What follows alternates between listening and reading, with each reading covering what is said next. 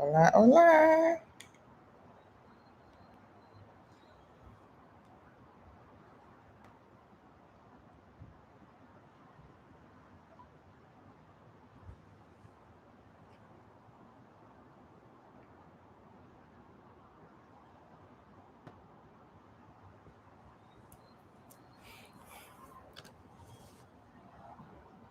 I'm holding this, so I hope it looks okay. Oh, it's like I'm looking weird there. My book. Hola. I hope you guys remember that I couldn't do it yesterday. I could not go live yesterday. So I'm going live today. It's 4 p.m. Central, Panama time. I'll just wait, see if anybody shows up. If not, I'm going to be resting again. Mm, I'm having some hibiscus tea. Hola, hola. Welcome to the live. ¿Cómo ça va? So, YouTube, Facebook, looking good. Hi.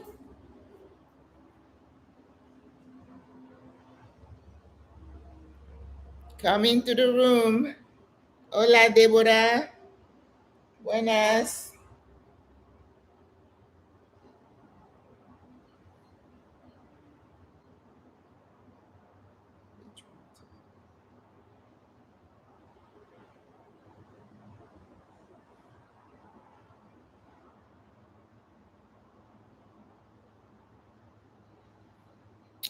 Hello, Crystal.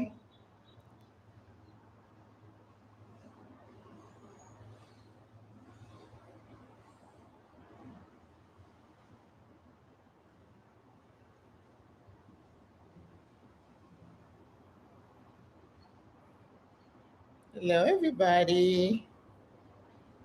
How are you guys doing? I'm just going to wait till a few people come in. I do have a topic, but start, getting your questions in your head that this is your chance to ask me. Today, I'm not sitting on the balcony. Oh, it looks like it's going to rain. You know about the hurricane brewing over Jamaica. We have, hola, Deborah. You're doing great. Wonderful. We have one of our sisters. She's from Jamaica and she goes there a lot. And she's there. She was supposed to fly back to Panama today, but I doubt that they're going to let any flights out. I've been busy. I haven't looked at the news to see how it is. And I haven't even had a chance to check with her to see how she's faring, right? So, so I'm not sitting on the patio. I'm in the living room, but I have the door open. Let me give you a little view at what I'm looking at because you're supposed to always face the light, right, when you're recording. So this is, you see, it's starting to look like it's going to rain, right? And of course, there's a yacht there. It doesn't matter how bad it is, there's always some kind of a boat. People love their boats here. So, but I can see where it's raining somewhere. But anyway, I thought today I could address a topic, um, and then you can. Hola, Canada, wonderful. What's the weather like over there in Vancouver? It's October. It must be getting cold, right? I don't know what I would do if I go somewhere it's cold now because it's like I've forgotten, everything about cold. It's like we're always wearing the same clothes and open toe shoes, and I have a couple of sweaters. I don't even, you know, I don't wear them at all. I don't have any occasion to. Just the thought of wearing a sweater, just like, ooh, it'll be hot. Hola. Well, Panama is still beautiful. Um, I think sometime this week there was like a little rumble, of a earthquake that happened in Costa Rica. Costa Rica tends to have some earthquakes, and also Colombia and Panama is right in the middle of both of those. We don't get hit directly, but we feel the rumble sometimes. So there were some spots that felt it, and we did not here in the city. But they say Playa Blanca, somewhere in Herrera, around Chitre, in the middle of the state of the country, they felt some rumble. So that's what happens here. We usually, not usually, sometimes feel the rumble, but they do earthquake drills in Chiriquí, right? Because Chiriquí borders Costa Rica, and some of the kids, some of the schools, they do drills. All right. So I thought today, we're not going to be here long. I thought, and again, I'm here to answer your questions. Deborah Davis, I'm sure you don't have any question because she's like a local now. Crystal, Dog Rollins from Canada. If you have any questions about Panama, Panama is still the same. A lot of people are coming here. Um, Panama has trying to be we have an airline here called Copa Airline, which is state owned. That I mean, country owned. I don't know if it's state owned, probably private. But they have some kind of an arrangement, the government with the airline, to allow people to have a long layover here and without charging them. So people come here and they shop. Let me tell you, you go to the mall, you see a bunch of people pushing their little carry on and they're shopping. So I think it's very smart of the government to do that. So people come in, they experience Panama. Sometimes they get a chance to take one of those city bus tours, the red bus, and they can just get a feel for Panama. And then they're eating, they're shopping. Good job. But now that we are entering like the um, Halloween season, which means it's going to be, October is ending. And believe it or not, people not celebrate Halloween like we do in the States, but I'm seeing a lot more. Some of the stores will have decorations. In fact, we were having our tea and I was looking for something to adorn my hat, and I was able to find like a little witch hat or something. And I don't celebrate Halloween usually. I never would allow my kids to go trick or treating. And one of my boys just kind of is held a grudge against me over that. You never let us go trick or treating. And I'm like, I'm hearing they're putting razor blades and stuff in the candy. No, I was that kind of mom. But anyway, so we are entering November, and November is a very important month here in Panama. They say, on the one hand, it is the wettest month in the rainy season, November. By December, it starts to kind of slow down because now we're going to enter la temporada seca, the dry season, temporada seca, right? So, and that usually means high season too, because people don't want to come here when it's raining like that, but they enjoy the dry season. So, real estate, rentals, hotel, Airbnbs, these tend to go up. So, when people say, what is the best time to come to Panama? I say every time is a good time, anytime, right?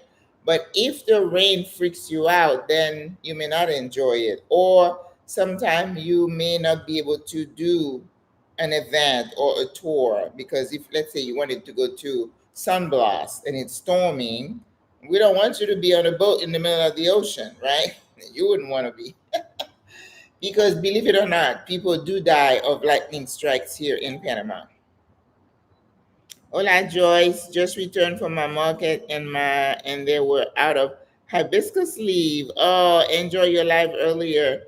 Don't do Halloween either, but actually I'm having hibiscus tea, and I put a stick of cinnamon in it and I squeeze half a lime juice in it. So it's really yummy.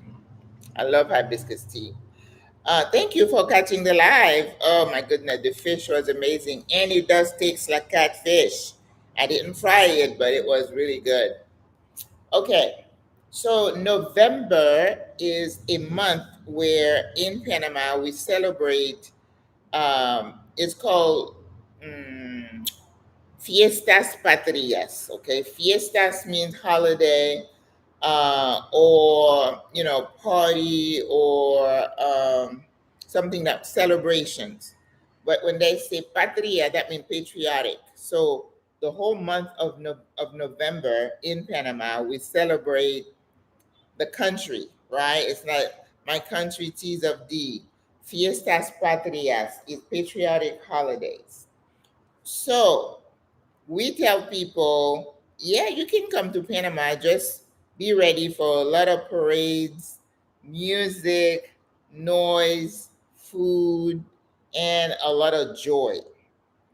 Not so much business, okay? Because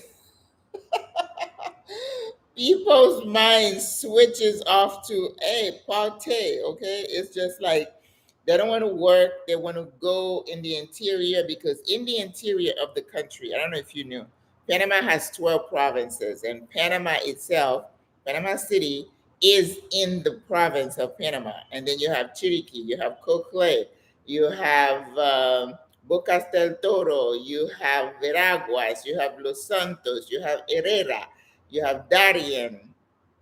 Did I miss any? So it's 10 provinces. Every province would have their own celebrations, right? So, for example, when we have Carnival in February, every district and province celebrates differently, but then at the end they have them all come into the city to parade, to show off their float. And then there is a they do like they choose, it's a competition, they choose the best. So Las Tablas for the last few years has earned that. So they work really hard, so they come with their band, all the people come to the city, dancing behind their float, and the float has their reina, like the queen. And let me tell you, every year it's a challenge for who's going to outdo each other, and it's a big proposition. And where I live, I'm blessed that usually the route is right in front of my building, and I get to sit there and watch them, and it's just a fun time, a family time. From the float they throw a bunch of things, and kids are, I mean, I caught a t-shirt one year.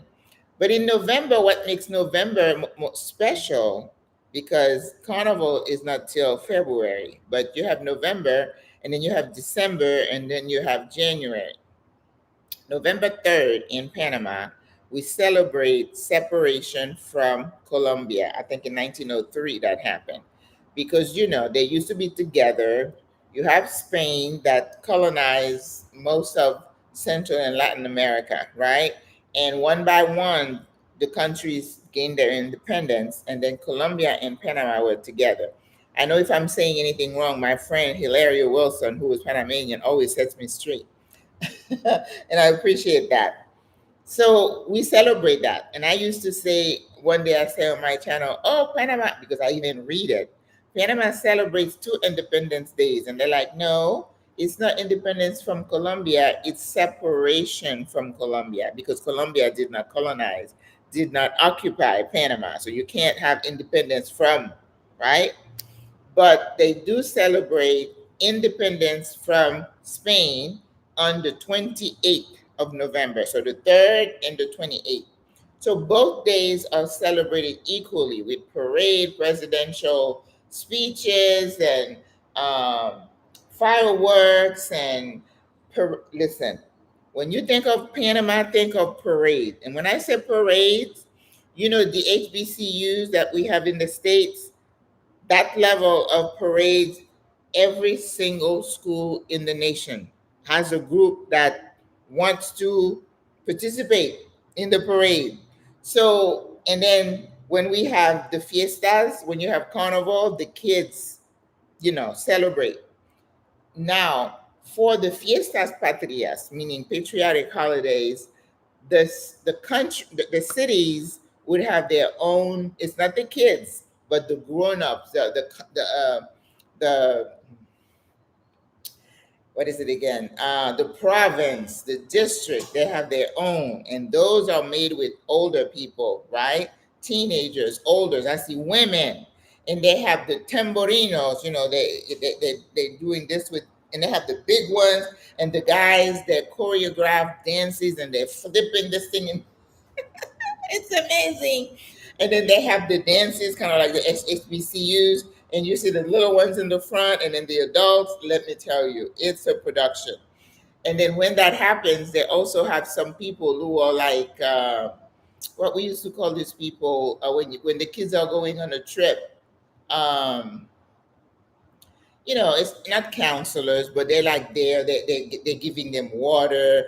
If they need something, and they're there to attend to them. So there is a group of older people who are there taking care of the group that is participating in the parade.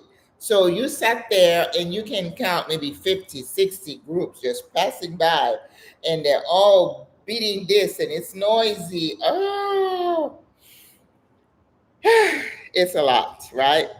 And then on the side of this route, you have all the vendors. Of course, they love their chorizo in that stick, and they put that sauce on it, and they have hot dogs and hamburgers and shaved ice, raspao. Raspao is something that is really typical of the Americas, the Latin Americas. I grew up eating raspao. We called it fresco. You shave the ice, and then you squeeze some sweet syrup on it. But here it's top level. They add, not just here, I've seen that like in the DR and other places, they put condensed milk on top of that sweet syrup. Put you in a diabetic coma, okay? And if you go somewhere like in Cologne, they add 2 layers of like a powder thing, and I don't know what's in the powder, but I would think cinnamon and other thing. And then the by the time they finish, the fresco, the raspao is this high, and Cologne in Panama is known as having the best raspao. Okay, so if you come to Panama, I've had it maybe twice because I'm like, I can't handle that much sugar, but that's part of the experience that you have to try. You don't have to eat the whole thing, but you got to try a raspao. So November 3rd, November 28th, and in between we have other things. On November 5th, we celebrate Cologne Day. I don't remember exactly what that means, but that means lots of parades and dancing. And when they have that, I don't want to say procession. Procession means it's like a Christian thing, but at the parade, they'll have people doing acrobatics, and sometimes they have the armed forces doing some things, because Panama does not have um, an army, so we don't have we can't go to war with anybody because we don't have armed forces. But what they have security details. They have maritime to watch over the waters because we are between two oceans, and I think they work with the Americans for the safety, but the canal and all that. But sometimes they'll take part in the parades as doing some acrobatics. They go down, up and down. Sometimes they have their own band, right? The security folks, with their uniform. And I think there's another day. I think on the 10th there is a day they celebrate in Los Santos. There's another day when they celebrate the flag. They call it Symbols Day. They celebrate the Panamanian flag. So in November, everywhere in Panama, you're going to see flags on most buildings and homes. If you're driving around, these people who are always trying to sell you something at the traffic light, they'll have these little flags. I got one. When I went on the parade, they were saying, I'm like, yeah, I got one. I'm in Panama. I got my little flag. Some people would display it on their balcony, but it's like that pride of being Panamanian. If you go to some concerts and some events, many times they'll come and say, somos orgullosos de ser panameños. We are so proud to be Panamanian. So the whole month of November, they celebrate what they call La Patria. La Patria means my country. I'm proud of my country. And this is something that I think is very unique to Panama. Chaperone, thank you. You know, my brain. Sometimes I can't think of the word. Thank you so much. Yeah, chaperone.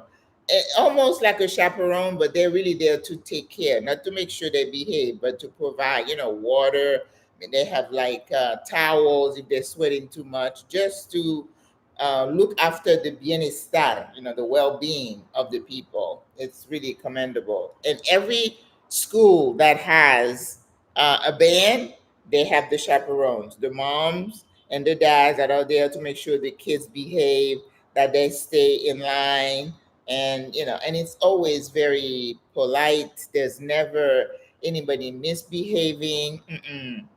But along the routes of those parades, there's a lot of security. A lot of police presence.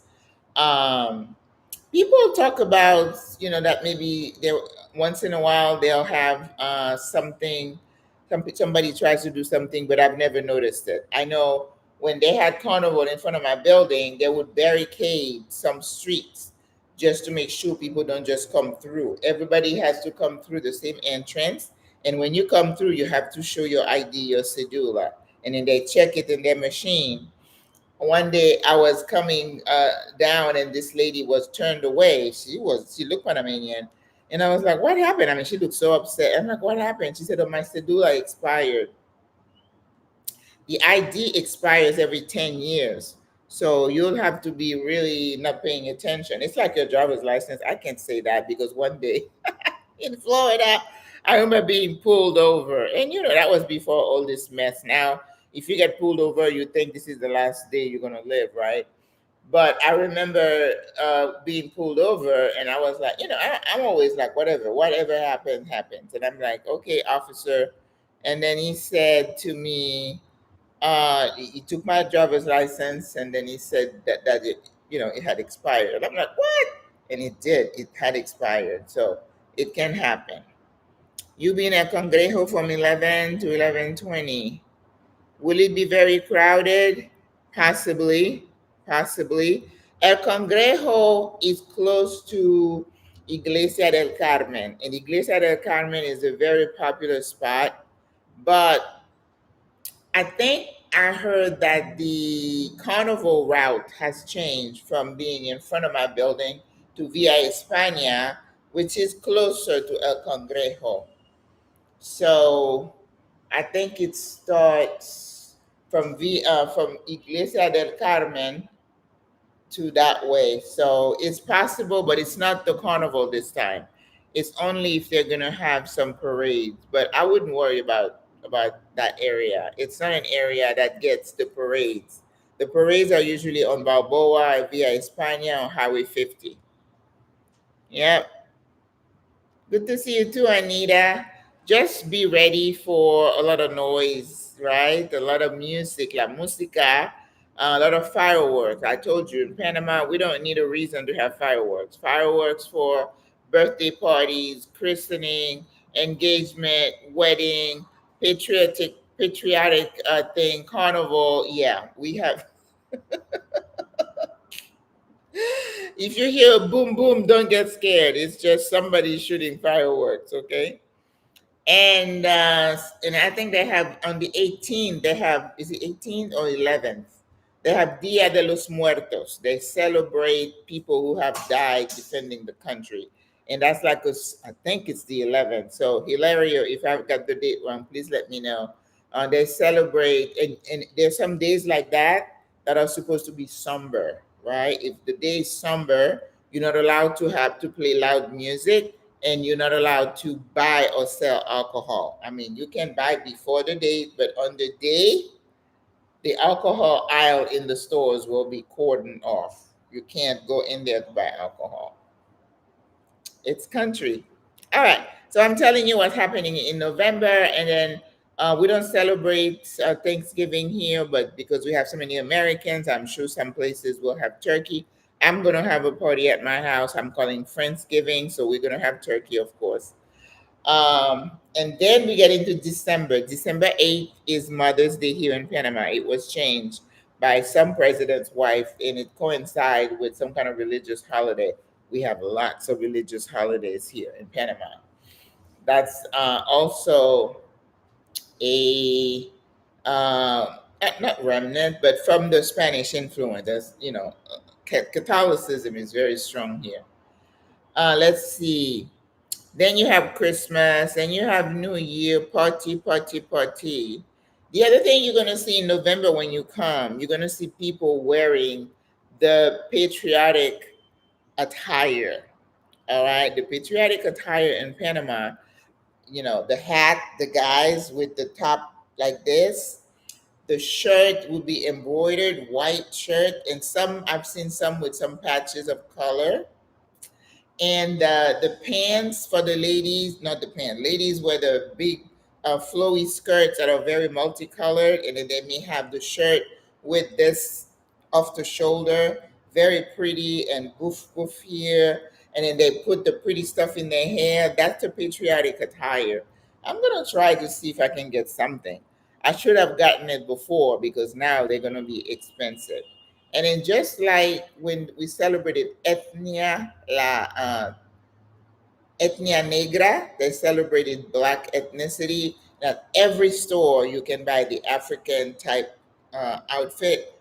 Now in November, maybe I should go this month and see, I mean this week and see if I can get, because I wanted to get a skirt and a white shirt and get some decorations for my hair. I think I could do that. Yeah. In fact, I want to get a picture of myself in a pollera, which is the classic Spanish dress. But we also have the Congo one from Cologne. So, don't know yet. Maybe I'll do both.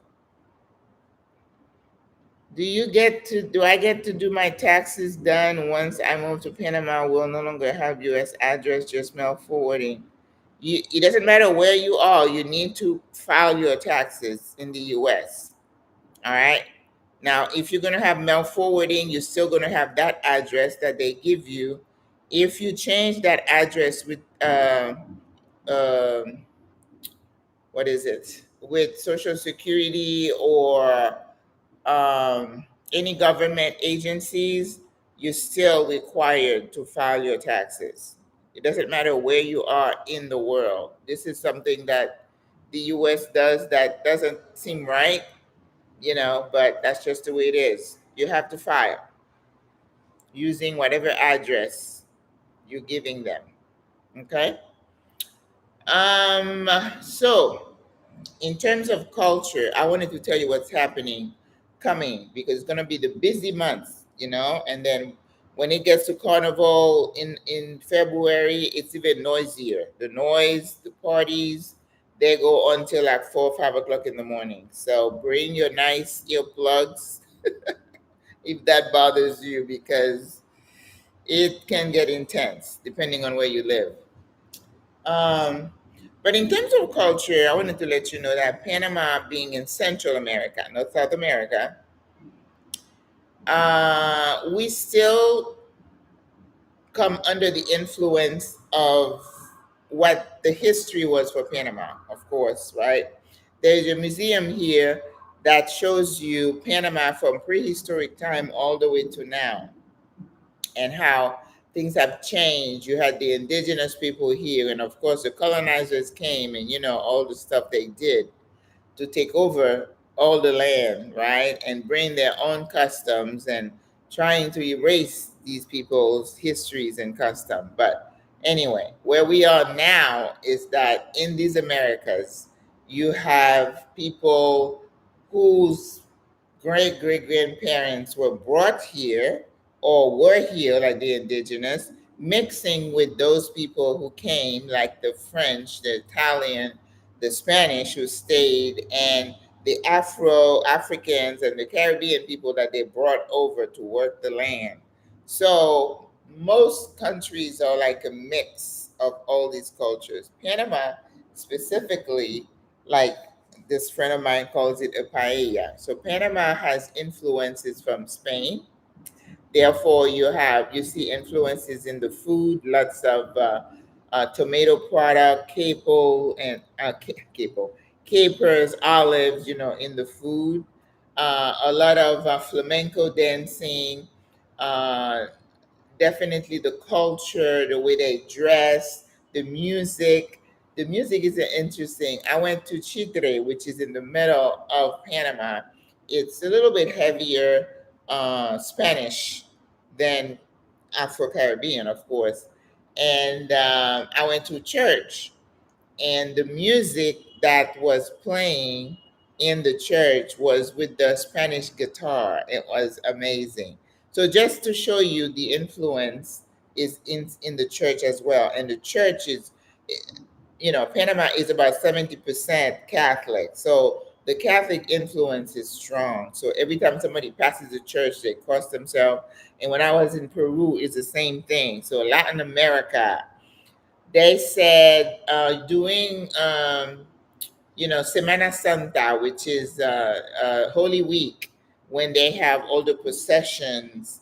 The best procession for Good Friday, they say, is in Guatemala, in the Americas. And I'm like, I need to arrange for me to be in Guatemala around Semana Santa. I would love to see that. When you have hundreds of men, women carrying that thing on their shoulders, moving from side to side with the picture of Jesus on top, Jesus going to the cross, Jesus resuscitated, and then they carry Mary, and then during Easter, they come and they meet. The first time I saw that, that freaked me out. I didn't know what that was. But it is such an amazing thing, and they have confetti, and the bells are ringing, and people are just shouting and screaming. And it's like, oh, it brought tears to my eyes. It really did. I get emotional anyway. But the strong influence of the Spanish church and the Catholic church is big here in these Americas, okay? So that is no difference here in Panama. So if you're Catholic, you're going to fit right in. They have Catholic churches everywhere. And we do have, I know of one church that has services in English. Maybe you're not asking correctly. What tax professional can I use to file my taxes in Panama? I still use my regular CPA from home in Florida. Yeah. But in my group, single women, we had a CPA who just retired here do a presentation for us to tell us about not just the filing, but the exemptions and things that you could do so you're not double taxed. Because if you're doing any kind of little work here in Panama, Panama is not going to tax you if it is like remote, right? You don't get double tax because you're going to have to report that to the IRS. But I think one attorney referred me and other people to a couple of bookkeepers, CPAs that understand the requirements of expats living outside of the US. So you're not necessarily going to find someone here to file your taxes. You can still keep your CPA at home as long as you just retired, and all you do is send your I-9, not I-9, W-9 or whatever, the 1099, that if you work, whatever the Social Security sends you, you send to them to file. The thing is, you have to file, okay? But not necessarily looking for somebody here to file your taxes for you because you're still American when you're living here, okay? I hope I answered that question correctly. Um, So we have the Spanish influence very heavy. Now, African influences is heavy here because, they brought the Africans here to work the land. So the food, the culture, the drums are here as well. Caribbean people, they were here, but then you get the African come. So we have what we call Panamanian, Afro Caribbean people here. So a lot of African food, African culture. And that's why when you come here in Panama, you see, yes, the polleras come from Spain, but we also have our own polleras from the Afro Caribbean side that looks very different from them. So whenever there is like a parade, a procession, some kind of fiesta, you're gonna see both. So they have dances from Spain, from the Puyeras, and they have dances from Cologne that celebrates their Afro culture. It's amazing, right? And then you have the indigenous folks. Let's not listen to the indigenous folks. They were here first. Whatever we want to say, they were here first. It was their land. So they have their own culture. And they are also included in the celebration. So if you're watching the parade, you're gonna see some of them doing their dances. The food is very influenced by the indigenous culture. Lots of corn, fish, rice. So when you take a tour to go to the archipelago, for example, you go to San Blas, which is a bunch of islands, gorgeous, and you have to get permission from the chief of those places because they claim ownership of their ancestral land inside Panama. They stay in their areas called comarcas. Comarcas, that's indigenous land. We can go visit, but with a guide, and the guide must have gotten permission from the chief there. So respect, respect, respect. But you see them in the streets wearing their garb, and we know which tribe they belong to based on their attire. And even though they speak Spanish, they have their own tribal language, which I don't know what it is. Um, it's very interesting. If you go to a restaurant we call the small mom and pop called Fondas, you're gonna see lots of indigenous food and Caribbean food, and so Panamanian food is a fusion, right? So there is nothing that is, yuca. You find yuca was here in the Caribbean. Yuca is in Africa. Plantains here, plantains in Africa. Chicken, universal. Rice, lots of rice here and there. And we do have a bit of Chinese influence here as well. So, in terms of culture, you're welcome. Hola. In terms of culture, a lot of things and that we do here is a fusion of all those things I just mentioned, right? In the Americas, there is a heavy influence on propriety, how you address people, showing respect to the elderly. It's very, very important. And I think that is something that you could see originated from Africa. There is a respect for older folks. And I was listening to this guy from Barcelona, Spain, and he was kind of talking about the same. So that influence, trickles down here. So, for example, when you meet someone in an elevator, you always acknowledge "Buenos dias, buenas tardes, buenas." Right? We don't just enter a room and not say good morning, good afternoon. That considered extremely rude, right? So if I'm in the elevator and I'm getting off my floor and I'm leaving somebody in that elevator, I have to say ciao, hasta luego. You don't just walk off. We don't do that. That stuff you hear people talk about in the US, in New York, people don't talk to each other. We don't have that here, right? You see somebody, you acknowledge them, you say good morning. You don't have to know them to say that. And also, as I teach people Spanish, when you're addressing people, if you don't know someone, there is a way to address them formally. You formal and then you casual, right?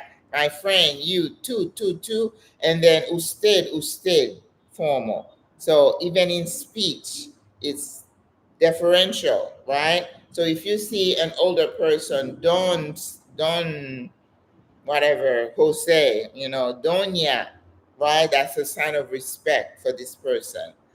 On the metro, on the bus, if an older person comes, somebody's going to get up and give their seat to the older person, to somebody who's pregnant, somebody who's carrying a child. That's culture. So when you first come here, you're like, wow, because if you come from the city, hola, you missed my cooking, Gertha. Oh, I'm so sorry. But yes, it's that's the way they do it, right? So many times, I would come if I'm standing, somebody would ask me, give their seat, Señora, siéntese. Sometimes if I'm just gonna go one stop, I'm like, oh, está bien, próxima parada. I'm just gonna get off, so I'm good. But that is culture. So if you are the young person, so somebody's Standing, an older person, make sure you get up. Otherwise, they'll say, "Up, he's a rude foreigner, un gringo." Um, so greeting, respect, la familia. Number two, la familia is very important.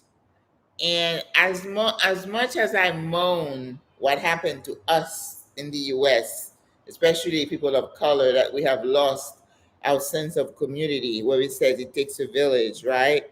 We've lost that. We've become so individualized, individualistic. It's just me. I moved my family to this little neighborhood and it's just me. I don't know my neighbor. I don't know this. We don't have that here. People talk to each other. Families tend to congregate, right? They live in compounds or on the same street. And it's a cultural thing. I remember when I was looking for a home in Florida and I'd see a home in a particular neighborhood and I called the real estate agent and I'm like, I'd like to see that house. And then he would say to me, he said, well, you can go ahead and see it, but they're not going to sell it to you. And I'm like, why? He said, because this is mostly a Hispanic neighborhood, and as soon as a home comes on the market, they call a cousin or an ex-cousin and they say, come get this house. So they're all living in community together. So that kind of helps. If I'm going to work, I have children, and I need somebody to watch my kids, then that's community, right? They live in community. Even if they're leaving the interior to come to the city, if they don't have a job yet or whatever, oh no, your cousin is there, you go stay with your cousin. So they could be in the apartment, multiple of them, living together, caring for each other. That's admirable. We have lost that. And now with SWRA, I'm trying to recreate that for us as we get older, because it's better to live in community than to live in a silo by yourself. You know how they find us in those homes after days and we've already decomposing because there is nobody checking on you. Like my patient, oh, you're going home from the hospital. Can I call somebody for you? I don't have anybody. Where are your children? Oh, one is in Alaska, one is California, one is over there. I don't have anybody. And they have their lives, they're busy. But who's going to help you when you get home? Well, I don't know. The doctor said the nurse will come stay with me. I'm like, oh, man. I don't know what they told you. Medicare doesn't pay for a nurse to come stay with you. You're not going to stay with me. No, ma'am. And then those are the ones who, they fall, they break a hip or something, and it doesn't work. And I know I used to tell them, but what about a neighbor? No, I don't talk to them.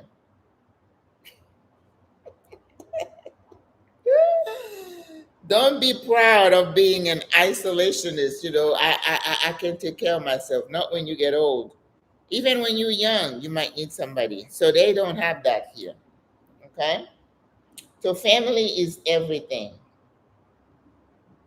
Another thing I see that's very cultural here is that laissez le bon temps rouler kind of attitude. People don't sweat life like we do. They're not so, hung up on things. They don't have, they don't work 2, 3 jobs so they can buy a house and get a mortgage for 30 years.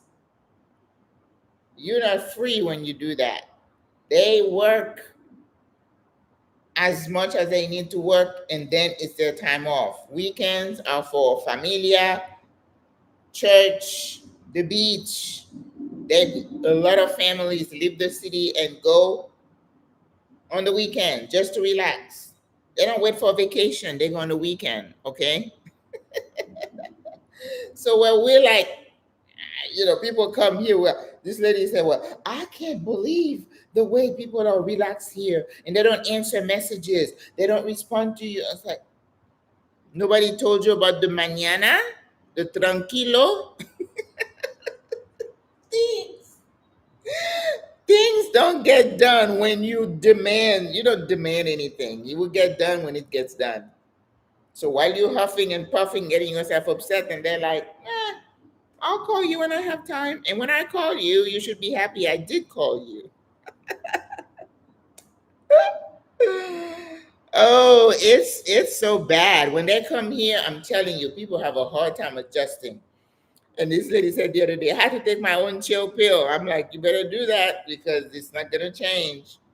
So when the handyman said, I'm coming to see you, he doesn't show up for 2 days, and you just smoke coming out of your ear, it's unuseless. Your blood pressure, take your blood pressure pill because it's not gonna change.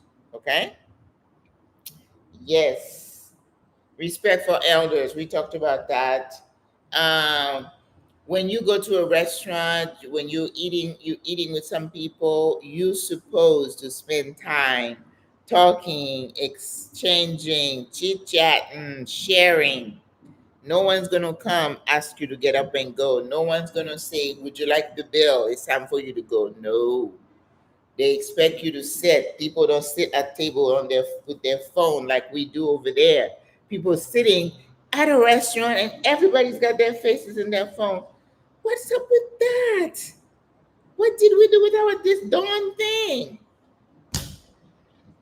I used to tell my kids, I said, we need to go on a fast from this thing for a week and see if you survive. I don't think I would, but I can. I will. I would. We are too attached to our phones. And I see it beginning to happen here. The kids, I see them on the train, with their phones. It's invading here because once you have technology, you have internet, you can't escape the matrix. It's gonna come into your schools and your homes. And I don't know it's a good thing. I don't know. But anyway, there's a lot of cultural things, dress code, you don't go into a government office with, you know, short sleeve or with your head covered. I could not walk into a bank with this. I have to take my hat off. I was asked to remove my hat one day when I went into a bank. That's just culture. You don't have to agree. You're gonna huff and puff up. Doesn't matter. They're gonna look at you saying you can't come in. That's all there is to it. And do not come here with your my right this, my right that. That does not work here. Do not come here with that attitude. And what we don't want is for people to come here, bring all their bad habits and their attitude into the country, and then they're gonna start labeling all of us like that. And that does not work. It's not right. There's a lot of people coming over, and whenever you have so many coming, all of the stuff is coming too. Yeah, isolation is a risk factor for disease and death right now. From a medical standpoint, that has been they've known that for a couple of decades now. Old people dying, not just disease, loneliness. Loneliness kills. The more connected you are, the longer you live, the happier you are. I went to an event and I was sitting next to a little lady and she's like, "Oh, are you here alone?" I'm like, "Yeah." He said, "Oh, you said you in Panama?" "Yes, ma'am, I retired." "Alone?" I mean, her eyes went big because she was there with two daughters, two sons. She said, "Oh, I could not imagine being anywhere without my kids." Now, I left my kids, but probably that would not happen here. Panamanians would not leave their country to go to the US to retire by themselves, leaving their family. Mm-mm. They're not going to do that. You mean they don't rush you out of the restaurant? No, ma'am. They will not rush you out of the restaurant, and they will not bring you the bill. You have to call your server to bring you the bill. And when you call, please do not do this. This is considered rude. We don't do that here. You raise your hand and then catch their attention. Then they'll bring you the bill. Not until you ask for it will they bring it to you. Yes, ma'am. Nope, they don't do that. In fact, I was in Chile one time, late 90s, and I was at a restaurant. We got there at about maybe 7. I think the restaurant filled up by 9 o'clock and then they shut the door. Nobody else came in. So they were full for the night.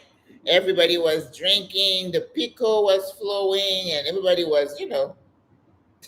drunk, and they had the music, and we had a comedian, and everybody was like doing this and chit chatting. We didn't get out of there till like 12:30. That was dinner. Yeah, that's the culture. No bonnets.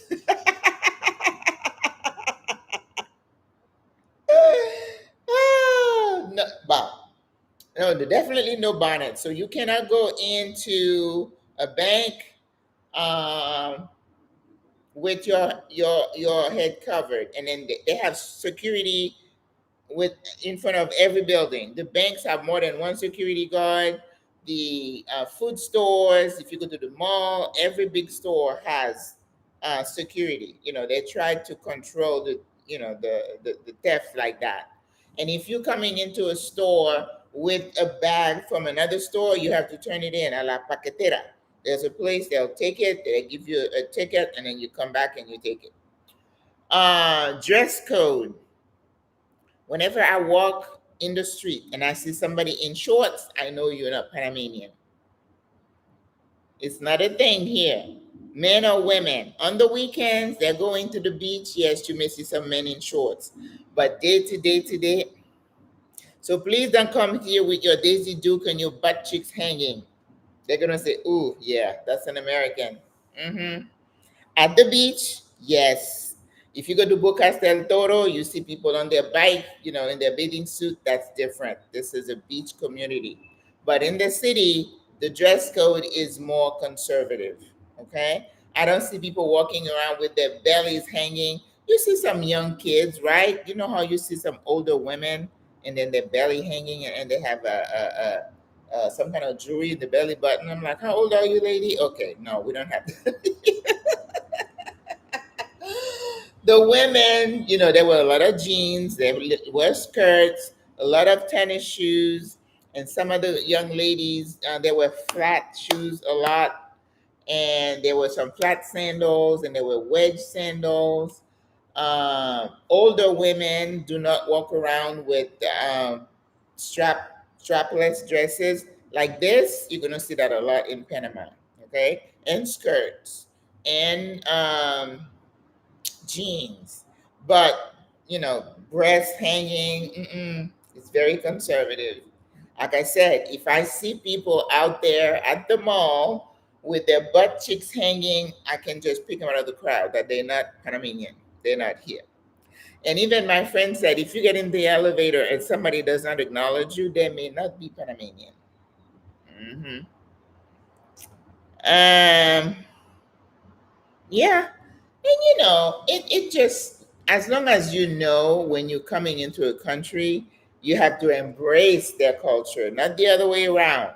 Because you do have some people who come here with their sense of entitlement, or I'm American. Don't do that. Please don't do that. All right. So food wise, they love rice. They don't eat a lot of vegetables, but the vegetables are here. So if you are a vegan, vegetarian, you have no problem. Lots of vegan restaurants and restaurants with vegan options, right? Or vegetarian option. You just have to let them know. They drink too much sodas, unfortunately. The Coca-Colas of the world have done a good job with the marketing.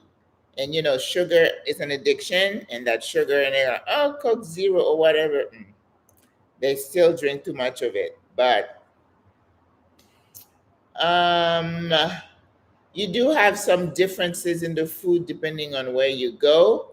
But the staple of Panamanian culinary culture is arroz blanco, white rice with everything, with soup, with lentil, with beans, with everything, arroz blanco. Sometimes they'll mix the arroz with some frijoles, with some like black beans. Sometimes I don't ever see other beans like we do in the Caribbean. And also, depending on where you go, if you go to Cologne, that is heavy in Afro Panamanian, lots of Jamaicans there, you're gonna get a lot of the Jamaican flavor over there. You go to Bocas del Toro, you get a lot of Caribbean flavors like Trinidad, Barbados. They're over there, but Jamaican culture is in Cologne. Because Panama and Colombia were really close, the food is really similar. Lots of fried food, fried meat, fried fish, fried. That's why I tell people if you eat the fried food, you're not gonna get sick because that heat gonna kill a lot of stuff, right? Um, but the freshness of fruits and vegetable is amazing here. The papayas, the pineapple, the mangoes when they're in season. Mangoes are the avocados are really good. They're heavy into grapes here. They eat a lot of grapes, believe it or not.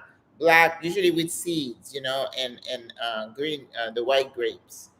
Pears are abundant here. Apples are abundant. They do harvest strawberries in the west part of the country in Chiriquí. So strawberries you find, but berries are imported and very expensive. Okay, we do have stores that cater to expat like Reba Smith. So you can find certain brand things, but you're gonna pay a premium for it. Buenos dias, Maria.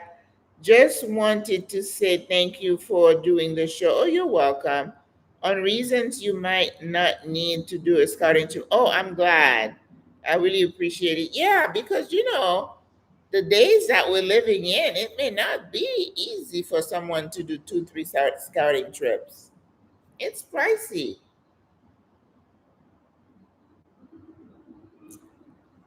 I am told Panama, is there Amazon Panama or does Amazon US deliver? I am told that Amazon does deliver now in Panama.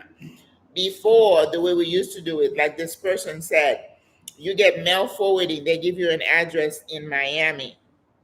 You would put that address as your delivery address when you're completing your order. Then that person, because that company, that's their job to collect the package, and then they'll bring it to you here, either to their store, you go pick it up, or they can deliver it to your building for like maybe $2 or $3. People order from Amazon and Temu. Apparently, Temu is a big thing. I've never ordered from Amazon or Temu since I've been here. So, but yes, can you recommend any Airbnbs? Well, where I live, we have the Sands, which is very popular with expats. Um, Torres de Alba is not Airbnb. It is like a hotel, but it's very expat friendly. Let's see. There is Coral Suites in El Congrejo. On Balboa, the U is a big building that caters to expat. I don't know how the prices are, but like I said, we're getting ready to go into high season, so the prices will go up. But I don't recommend that you try to look for a cheap Airbnb. There is danger in that. A lot of them are moldy and it's not safe areas. So try to stay, you know. There is one called something 73 in San Francisco. A lot of expats stay there. And of course, you got the hotels, the Ryu, the Marriott, and the they have different Marriott hotels. If you get points or whatever, they have different ones here you can stay at. Do they smoke a lot? Nope, nope, nope, nope, nope. That was a surprise to me, which is different from Chile. In Chile, when I was there, oh my God, the smog. And the kids stayed sick all the time. In Panama, they do not. Apparently, I think I was talking to someone about that. Something happened, a government campaign or something to reduce smoking, and now very few people. You can't smoke like in building, the buses and the metro. You can't even eat in the metro. It is prohibited to drink, eat, smoke anywhere where you have a metro, a bus.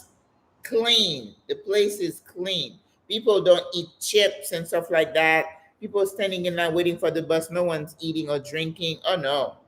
And like I said, culturally, people follow orders. They follow the law. So don't come here trying to say, well, it's my right. Mm-mm. The police, and we have police everywhere, right? If you're walking, they're hanging on the corner, they're at the metro station, at the bus station. You see them everywhere. So you're not gonna come here saying, well, I'm American, I'm gonna do that. You're gonna be taken to jail. You just, like when there was COVID, they had police on the metro making sure it's like, put your mask on, put your mask on. Oh, that want to haul you over. I like that. People need to follow orders. Yes. Do they smoke a lot over there? No. You can't go anywhere. Yeah, cannabis. Well, one time I smelled it. Someone in my building was smoking it. I mean, it's not readily available, but people, if they want something, they're gonna get it. Of course. The Marriott. Oh yes, especially if you are a member of some stuff. We have the Marriott here, multiple buildings. Um, in San Francisco, in El Congrejo, and on Balboa. All those areas would be safe for Airbnbs. So when you are looking, look for those areas. But people would say, "Oh, I found that it was $34 a night." Don't do that. Don't look for cheap, because as a single woman, if you're a single woman, you want to be safe first, right? Are you hearing that long-term rental prices are getting higher? Yeah, yeah. I see it. Um, that gentrification that everybody was afraid was going to happen is happening, because so many people are coming here. I'm telling you, I go to the mall and I'm like, I think I'm in Cleveland or something. So many people I know are not, they're not locals, right? You see, it used to be a few of us. There are a lot of us now. And so all of these people need a place to stay. So the owners are like, oh, yeah, bring the money, bring the money. So the prices are going up. And I hear that. And I'm just dreading the backlash from the locals. You saw what's happening in Spain, what happened in Mexico. I have not felt that yet, but I'm just kind of a little bit more aware. Yes, the prices are definitely going up. It used to be that when you call a real estate agent and you say, okay, I'd like, because that's what I used to tell people, it's better to work with an agent. The agents now don't want to spend their time if you say, oh, I'm coming in 6 months. Can you look for me? They're not going to do it, because they say, call me back when you're about a month out, 2 weeks to a month out, then we'll find you something. Otherwise, because they're not going to hold a place for you unless you're paying for it. And I tell you, don't do that. So because they say, oh, we have so many people wanting your apartment, why would I be talking to you if you're out 3, 4 months? And then for the dry season, they'll say, oh, it's dry season. Automatically, prices go up. Yes, they are going up. Another thing I'm hearing, I have not experienced it firsthand, is that some real estate agent now are asking for money to show you apartments. That was not the norm. But if you are in a bind, you're like, oh yeah, if you're gonna find me one, I'll pay you $100, $200 for the day. That's what some people are reporting to me right now.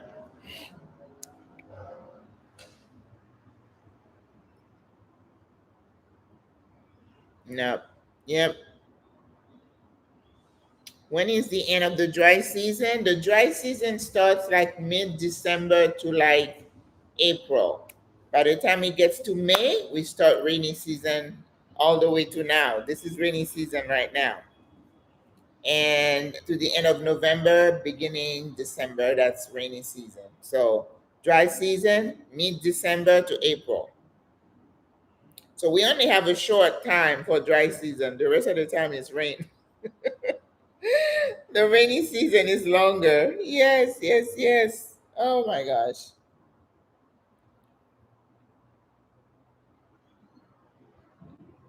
Mm.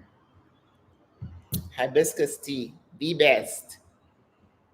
Anything else? Let's see in terms of culture. Talk about dress code, smoking.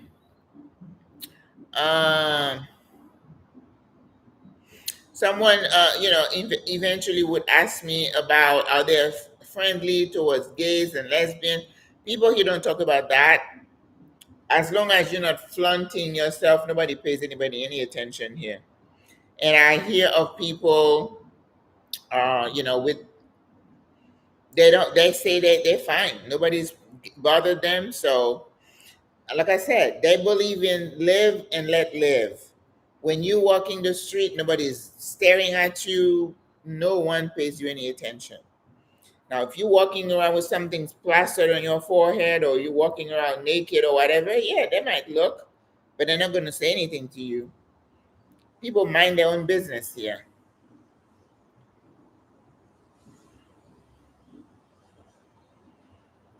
All right, let's see. Well, I heard someone say the other day, she was visiting. She said, I haven't met unhappy or mad Panamanian. There's something, I think there was a sister who told me she saw a study as to why people have such positive attitude about life. They think it's about being closer to the equator. And, I remember going to Sedona in Arizona and up in the Rockies. People talk about vibration and all that. I don't know. But all I know is that the people here are the happiest, friendliest. They don't bother anybody. They do talk about politics on the radio and on the metro, but it's just for conversation, right?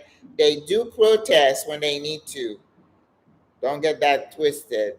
But even when they're protesting, they're dancing. There's the music, and they're just going around the protest. It's amazing. Yep. Oh yeah. People mind their business here. They don't bother you. You get on the metro, everybody's on their phone, nobody's staring. No,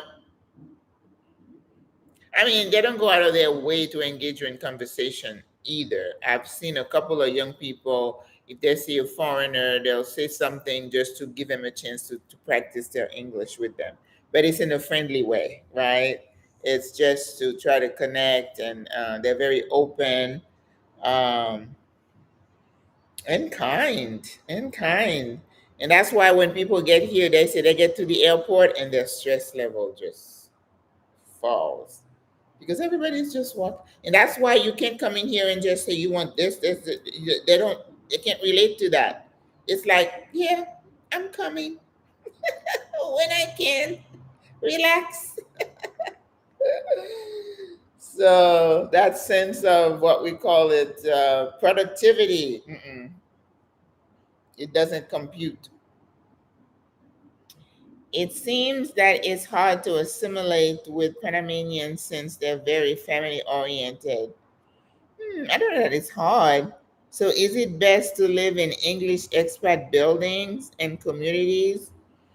Well, I don't know that we have English expat buildings. I think we have expat in a lot of buildings. And in those buildings, you have Panamanians, you have other people from other countries. It's a mix, right? Now, we recommend if you want to come to any country and you want to really understand and um, assimilate, embrace the culture, it's not recommended that you stay in what we call the expat bubble.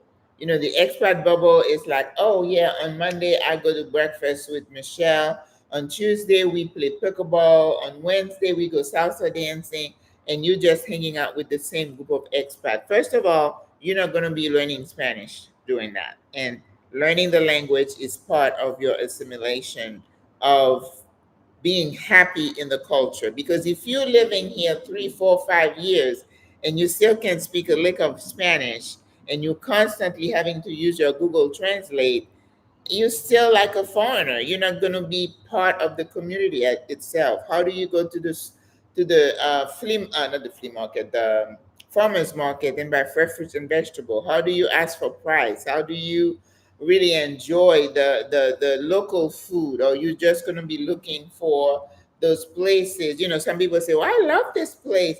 Why? Because they serve chicken and waffles and they get fried chicken, and it's still, eating the American way and not embracing the local food. To me personally, I have American friends in my building, but I make it a point to speak to the staff here. And when I'm on the metro, I talk to people. I go to the market, I talk to people. I want to be part of the culture. I'm not Panamanian, but I want to understand them and I want to be open to learning from them. You want to make some Panamanian friends. You want to hang out with Panamanians when they're eating and talking, and they're going to invite you to their events. That's what assimilation looks like. So you want to make it a point to reach out that way and not stay in your bubble. Even if they're family oriented, they're going to include you in their family. That's the way they are. That's the way they are. Hola, D. Yes. You're welcome, Jake Kramer. Happy protesting. Oh, yes. If you watch them, they're protesting, and it's like, in fact, this guy posted on a Facebook group the other day. He's like, I was here and I saw this thing in the street when they were dancing. I was going to join in until they told me, no, no, no, no. It's a protest. He thought it was a parade. He was going to join in. And as a foreigner, you better stay away. Don't take part in any of the protests. We're not supposed to be involved in any political activities, period. You can get in trouble for that. So you can watch it, but don't take part or go online and start having opinions. You're supposed to remain neutral. Yes. Yes, that's funny. Happy protesting. It's funny. The last protest they had, the teachers were protesting. They had the student protesting. They had nurses protesting. And who else? The construction workers, who were the ones always leading the protest. They have been quiet lately. And after a lot of back and forth, I think the government got really strong. And they got the leaders. They put one in jail, and it was like, now I don't hear a thing. I don't know what happened. Kids are back in school. Kids were out of school for like 3 months, and I'm like, how do you come back from that? You're still trying to recover from COVID, and now you're going to leave these kids out of school for 3 months. But I don't know what happened, how they resolved it, but now it's like cricket. I don't hear anything. And I stay up on I watch the news almost every day. So I don't know what happened. Yep, they of the well, what they have, you have seven political parties here in Panama. Okay, it's not like the U.S. You don't have two. So that's why people feel they have the right to protest. If one party says, and they have some left leaning, you know, parties here, and one of the persons who was running for president last year was part of a far leftist group, and they say that she is part of that group that are always protesting Suntrack, and they were always the construction workers. So imagine if you're building a big tall building and all the hola Sandy, and they have all the workers stop working because they're striking. Can you imagine? We're building a metro line, we're building a fast train, we're building all this stuff, and everything comes to a standstill. So it was really affecting the economy of the country. And I think they got one of the guy was in charge of Suntrack. He ran into an embassy here, and I don't know what happened. It's like they cut the head, and now I don't hear a thing. So, I mean, there's a lot I don't know about what's going on, but isn't that how politics works? Yeah. So we try not to get involved in politics. We don't have opinions. My friend Sandy's watching from Lakeland. Oh, that's good. Any other questions, guys, about Panama? Be ready for Panama. We've had some beautiful, now see, the weather is back to being beautiful. It didn't rain. It was like a little cloudiness, and everything's back to normal. Sometimes we have a big storm in the middle of the night here, but I know that you're all for communal living. Do you know of any ladies that are doing it yet? Oh, yeah. We have two ladies in my building here who living together. We call that co-living, but they knew each other in, is it Alabama or one of those states where they live? They knew each other from church, and then they've been living here together, and it's working. I know two other sisters who rented a beautiful home together. They're living together, and it's working beautifully. Do we have any others? But I think that is something that I and other people are open to. The idea is those people knew each other prior to coming to Panama.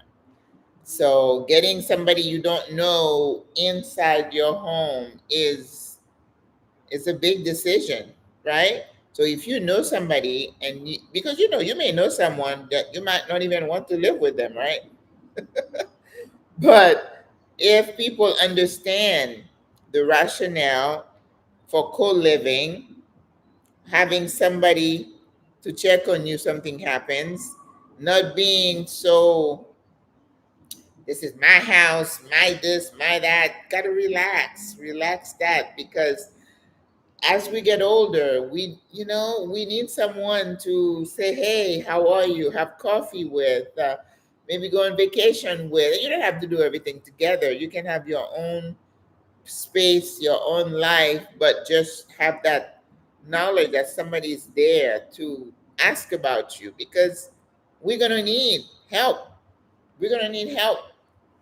So in SWRA, we're getting ready to create what we call clusters. Clusters are like my friend, my ladies and I'm on the 38th floor, they're on the 16th floor. We want to make sure we check in with each other every day. Are you good? Like this sister wasn't feeling good yesterday. This morning I was like, are you feeling better, sister? What can I do for you? You want that.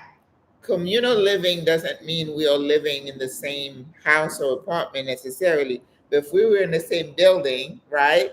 And if I'm going away, you need somebody to have a key to my house. Go check something. Um, have my information, my daughter's information at home in case something happens to me.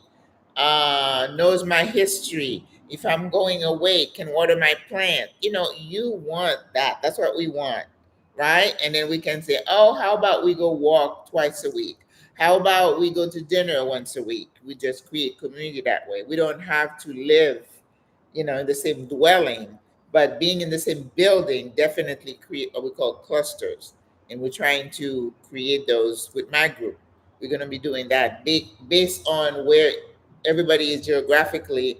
We're going to have a maximum, of 5 people in a cluster, so they can really bond together and know of and about each other, so that if something happens to one, the other, your little village here is going to be taking care of you before you get to me, right?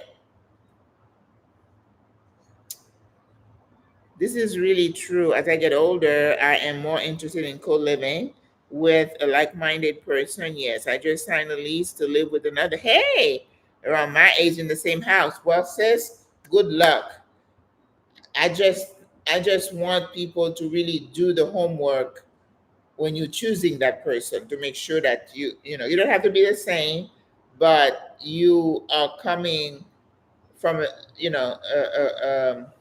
a similar point of view and philosophy of living, of making sure we respect each other's privacy, and so you need to have some, excuse me, separation and understanding and respect for each other. It can work, yes. I never thought I would do this, but I find myself too alone, and if anything happens to me, I have no one around me. That's scary, isn't it? So many times, um well, not too many times, but we have found people here been dead for a few days because there is nobody who was checking on them. We don't want that. Remember, with my group, we're trying to recreate a new model. We want somebody to know about you. If you're in that cluster and we don't hear from you, somebody is going to come knock on your door to check on you, right? Or we're calling the front desk and say, could you please go to apartment, whatever, and check on so and so, because that's what happened. You may have fallen in the in the shower. You may have had a stroke. I had lost a nurse like that. I was looking for this nurse, and I'm like, she's not coming to work. Where is she? So we called the police to do what we call a wellness check. And when they went in there, she had dropped dead of a heart attack. Yeah. So, um, you're not so comfortable being alone anymore. Yeah. Well, I mean, I myself, I absolutely love being alone, but I realize the risks of being in a house all by myself all the time, right? Because it's not just in case something happens to you, but it's just, having another human contact, watch a movie together, sitting here eating a meal together. That's living, right? I don't think men was meant to be alone. That's why God created men and, Adam and Eve. Cluster living. Yep, that's what we're doing. I really did the homework, and our point of view to me, good, good. Yes, because, and again, you know how they have this group of women who travel together? It's the same thing, because traveling with somebody is not the easiest thing either, right? It's like if you're going to be, you want to do this, they want to do that. And, people need to understand that even though you co living or you're in cluster living, you're still an individual with your own. Like myself, I like my own space. So if I had someone who was a chatterbox who always wants to be with me, that would be a problem. Because I need time. I'm an introvert. I need time to recharge myself. Yes, when I feel like it, I'll come out. Okay, let's have dinner. Let's have a conversation, but it can't be, you know what I mean? It's like I start tuning out and it's not good. It's not good. So for the other person to be mature enough and understand that, like one of the two ladies, and actually I interviewed both of these women I was telling you about. My sisters downstairs, I did a video about them, how they came together. You can go into the playlist and look for it. And the other one, they had a little dog in the thumbnail, and they're the one that rented the home together. But they say it works so well because one of them is upstairs, the other one is downstairs. They have separate quarters, and that works. And then one of them said, well, I know when she needs her alone time, I just go into my corner. Because some of us, it's like, okay, I need my alone time. And you don't want to be offended if somebody said, this is my alone time. No, I don't want to do that with you, right? It's not your mate. You don't have any responsibility to that person. If they want to be alone, they want to be alone, and you should be okay with that. We don't want people to have their feelings hurt. If we're so sensitive, it's not going to work because we're all different. And I would tell someone anybody who would want to be with me, it's like, listen, it's nothing personal, but I do better by myself and I like to be alone. So my time with you is probably going to be limited, and you have to be okay with that. And if you're not, you know how when you were married, sometimes you're just going to be alone. What's wrong? What's wrong? Nothing. Just leave me alone. Oh, I did not know this person before, but I took some months to vet many different living situations and type of people. She is the one to me. Listen, let us know how that goes, right? Because it would be very interesting to know that. Yes. I had a bad experience traveling with a cousin of my friend. Ooh, along with my friend and her sister last year.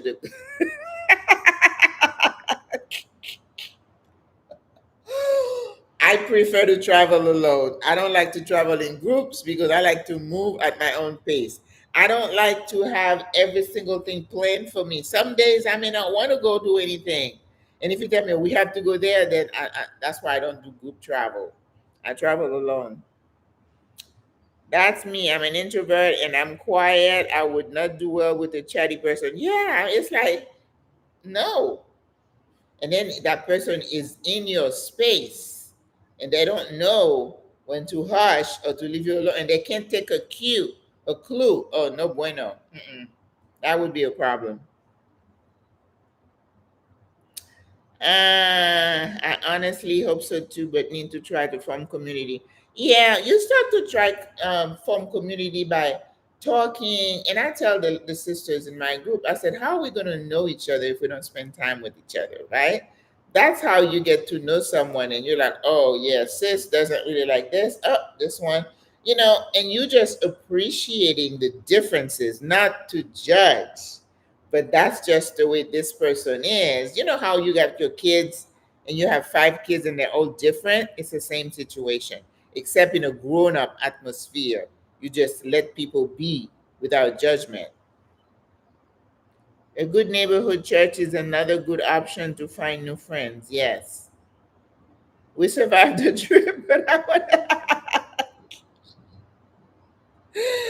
I know exactly what you mean. I know. I traveled with my daughter one time and she was having her little moody episode. She just messed up the whole trip for me. And I'm like, I just don't want to deal with that.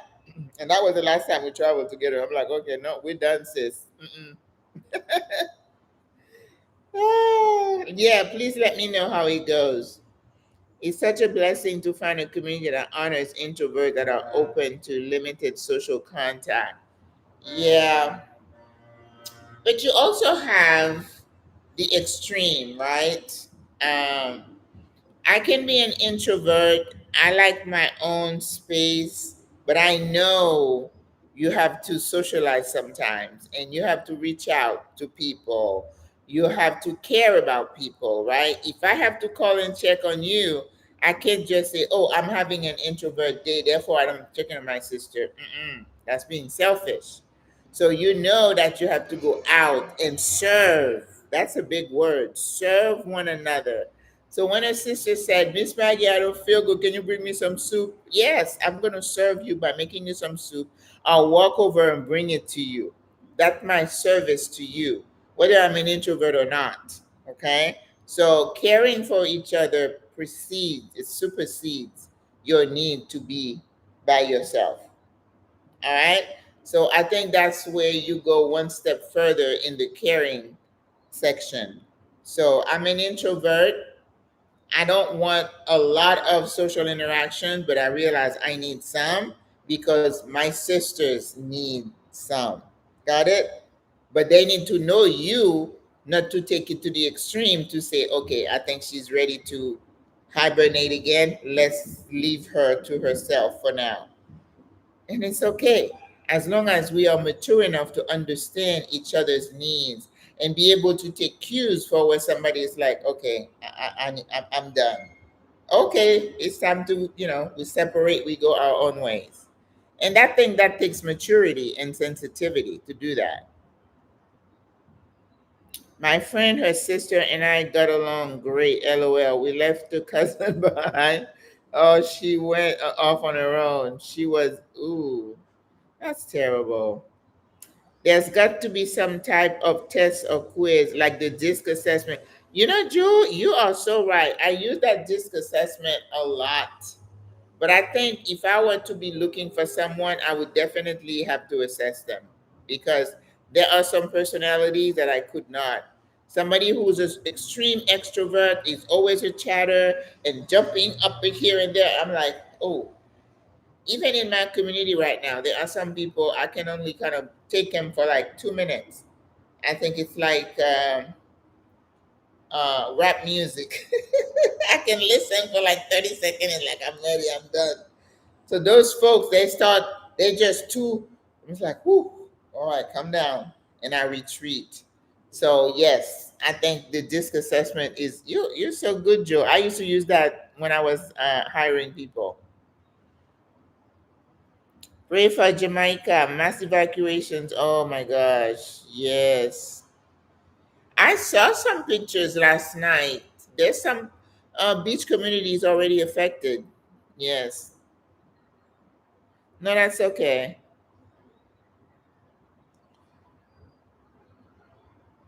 6 month rental, sometime they're not easy to come by again because of the number of people coming, the owners, because most of these apartments are owned by individuals and they know, because if you have a high demand and they say, nope, we do a minimum of 12 months, it will be very difficult to find a 6 month. I did find a 6 month lease, but when did I come in?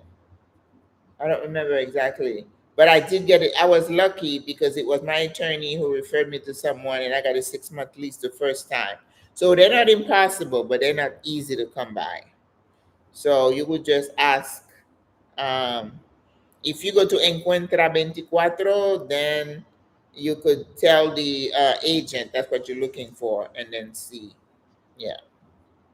I'm not saying no, but I'm saying it may be a bit difficult because of the sheer number of people coming.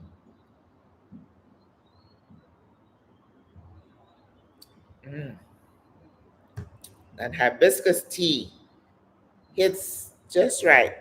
Any other questions, ladies? Hour and a half. You're welcome.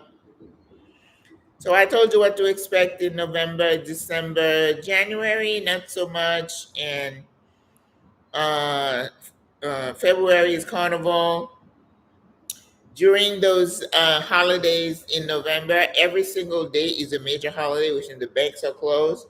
So we tell people, we tell people to be careful about their monies. You know, when you have to pay bills, because when you are on holiday, the banks are closed. Your transactions don't transfer either, not until the bank reopens. It's not online, it's working 24 hours a day. Not like that here. So if you have to pay rent or anything else, just keep that in mind. You may have to pay it ahead so that, like November 3rd, you don't want to have anything to be doing between November 3rd and 4th because it's going to be delayed. November 5th, Colon Day. It's another major holiday. November 10th. So if you want to pay your rent, pay it like October 30th, November 1st or 2nd. Don't let anything fall on that holiday because things are going to be shutting down.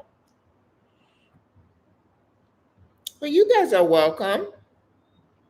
Just let me know what you want to chat about, and we shall do it. Pray without ceasing. Ella Anita says there's always something to pray for. Oh yeah. Oh yeah. We got so much we could pray for these days, huh? And I think it's always been like that. There's nothing new under the sun. We know that, right? Man has always been wicked and with a thirst for power and oppressing the weak and the poor. Yep, nothing is new. Nada de nada. All right, guys. If nobody has any other question, do the banks close down from long period? If it's a major holiday, the banks are closed, the schools are closed. And the one thing about the banks, the day after a holiday, the banks don't reopen till like 12:30. So it's not a 9 to 5. The banks don't open at 9 here. No, it's like 10 or 11 to like 5. But you do have the ATMs. But the day after a holiday, they reopen late, always. I saw your short on the Black Christ in Portobello. Yeah, you're welcome.